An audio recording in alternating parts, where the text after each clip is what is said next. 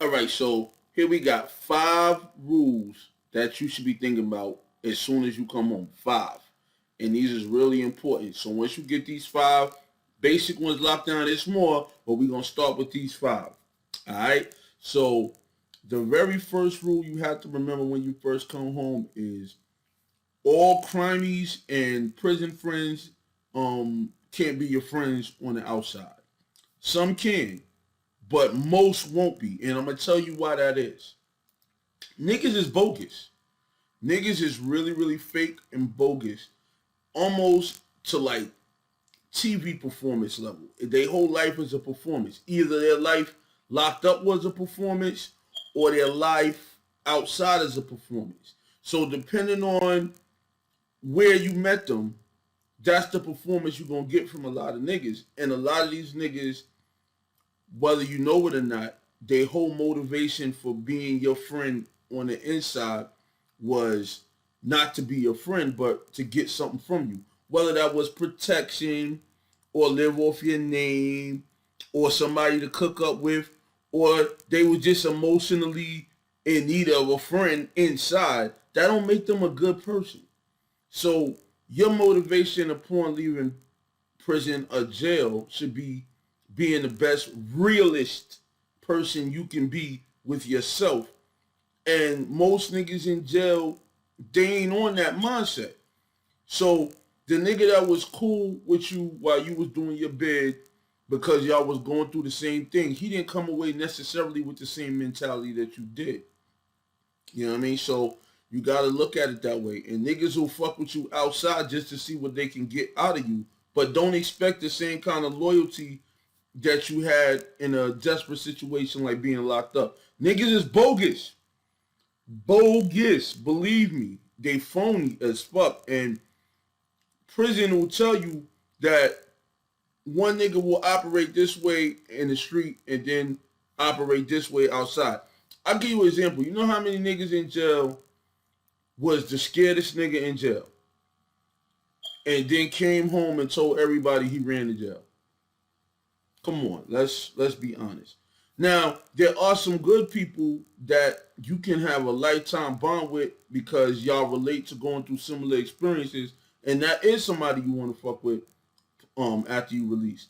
Um, I figured out that most of the niggas that I met in church while I was locked up, and most of the niggas that other people met in, like, when they was my Muslim brothers met in mosque, these are people who are the same person in and out of prison. That's not everybody. That's not even most. So that's rule number 5. Figure out who you fucking with and who you ain't fucking with. The people we're fucking with, get their info before you leave.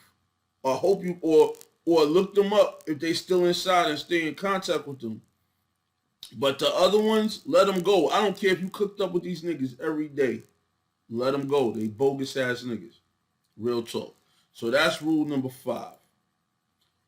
Rule number 4. Write down some practical goals for yourself. And what I mean by practical goals is this.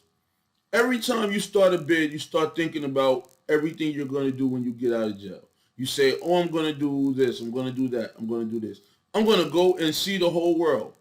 But that's not practical because you're not thinking, how am I going to pay to fly all over the world? That costs money. How am I going to go all over the world while parole is on my back? That's not going to happen. A practical goal is a goal based on what you know you can accomplish and you know you can meet the needs of what you need to accomplish that goal. A practical goal says, you know what? I am going to get a job at this place because I know how to do that type of job. Not, I'm going to just find me a job. Because if you leave shit vague like that, you're going to go out to the world aimless. Aimless is the enemy of the formerly incarcerated. Remember that. That's my slogan for this channel. So remember that. Aimless is the enemy of the former incarcerated. So come up with a practical goal. The practical goal is me and my son, our relationship was strained while I was incarcerated. So realizing that I want to have a relationship with my son, I'm going to make that a practical goal and put some work into rebuilding my relationship with my son. I'm not going to just say, I'm out, my son is my son. No, I'm going to look into parenting books. I'm going to talk to psychiatrists and child counselors on how I can help reestablish my relationship with my son. You see what I'm saying? Like, you can't just say, I'm doing this. That's not practical. You have to have an actual plan, an actual doable plan. That's what a practical thing is. So write down practical goals, things that you can do and things that you understand on how to do them and you have the means to do them. That's a practical goal. So that's number 4. Number 5, figure out what skills you actually have and what you really need. And what I mean by that is niggas is talented. We're not taught from a young age how talented we are, but we're very talented. A lot of the smartest, most creative people you will ever meet in your life right now are doing bits because they did not know how to capitalize on their talent. So if you just came home from prison thinking, damn, I don't have no marketable skills. I don't know how to be a banker. I don't know how to be a teacher, and I can't do a lot of shit because of my record. Well, you have other marketable skills and talents. You're not aware of what you know how to do. So sit down and talk to yourself and write out a list of all of your talents and abilities. I am good at talking to females is a skill. You might have used that skill to get pussy, but you can also use that skill to in sales. If you work as a clerk in a beauty supply store, that's the same skill. You hollering at that chick to come neck you off later, you using the same skill and the same understanding of the female psyche to get a sale. That's a skill. Can you write? If you're a nigga that's a compulsive liar, then that means you can tell stories and come up with things out of your imagination. That's skills you can use to be an author, a film creator. If you a nigga that could draw, like me, I do comics. There's a whole bunch of things that you can do based on your actual skill set. And these things can make you money in a large amount if you figure out how to use your actual skills. And if you apply your actual skills, you'll find yourself opening doors of employment and other opportunities that you don't even realize are available to you because you done told yourself, I can't do that. Nigga, you can do that. You do that already in your own way. So give yourself credit for your actual abilities. You see what I'm saying? It only makes sense to do that. So that's rule number 3. Rule number 4. This gonna hurt your pride, but you need to hear this. Lock down all government assistance available to you. This is important. This is really important because you know niggas, they don't want no public assistance. They don't, like, I don't want no food stamps. I don't want no, I don't want this. But here's the thing. Parole is not going to help you. Your family helping you might be, and nobody else is going to open up doors for you. But these are doors that are guaranteed to give you a leg up. So why wouldn't you take them? It's like this. If you can get on food stamps, which you probably will if you just released, you're eligible, you're unemployed, and you're in need. If you don't have to worry about where your next meal is coming from, you could damn sure worry about doing something else. But imagine if you don't know where your next meal is coming from. Then all your energy got to go to eating. And believe it or not, something as simple as I'm hungry can motivate you to do something illegal or stupid. So lock down all the benefits available to you, wherever they are. They're not going to tell you everything that is available to you. Look it up. Go home. Go when you get home. Go to a public library. Get on a computer and look up re-entry programs in your area, wherever your area is, and just call them numbers and see what they tell you.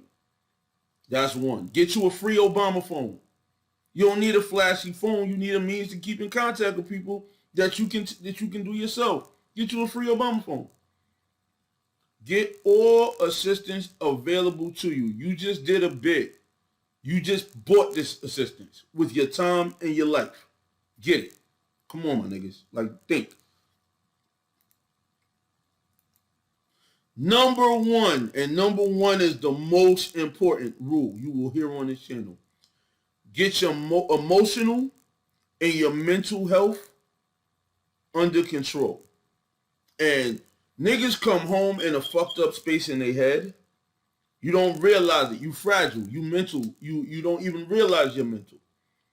But being locked up, I don't care if you was locked up for 6 months or 60 years. It did psychological damage to you. You have not had a real deep sleep your whole bit. The human brain needs to reach REM sleep every night. You have not reached REM sleep in years. Your brain, your psychology, your comfort level has all been attacked while you was doing your bid. Your sense of privacy and urgency has been attacked while you was doing your bid. Walking around in prison, I don't care if you're in a minimum or a maximum, your guard is up to some level 24/7. So having to live in that heightened state of survival mode has left you with some sense of PTSD. You were a victim of the system, regardless of why you were in the system. So get that under control and be honest with yourself about it. Emotionally, niggas don't handle emotions well in the first place. But you can't afford not to handle it. Even if you handle it on some quiet shit where nobody knows, go get you a therapist or a counselor. Get you some music and some positive energy things. Whether it be some recorded comedy or something positive. You can't just say, I'm a smoke. You can't. That worked before you got locked up. That's not going to work now because you're wearing a burden that's higher than anything, any blunt can handle, any weed can handle. You're on a higher level now of your emotional distress. And you're walking around in discomfort because now the eyes of the system and the eyes of the community are on you, and all of them eyes seem judgmental. Doors are going to be slammed in your face. Family is not going to be as supportive as you think they should be. All of these things play on your mental. So you have to get your mental under control. And your emotional. You know, we be in a fucked up spot and then we'll be like, nah, I'm good. Somebody be like, yo, you all right? Nah, I'm good. I don't even want to talk about it. Nah, nigga, talk about it. Because if you don't get it off your chest, it's building up. That's more weight on you plus the weight of the system. Don't do that to yourself. So that's rule number one. Follow these rules. You have mad bread to break up. If not, well, you know what I'm saying. Y'all know the rest. But that's my first video, and I got more coming to this channel, including some financial things, investing things you could do. All of that's coming. So please like, subscribe, and comment, and let me know what you think. I will respond to as many comments as I can when I get them. All right? All right. Follow me on social media.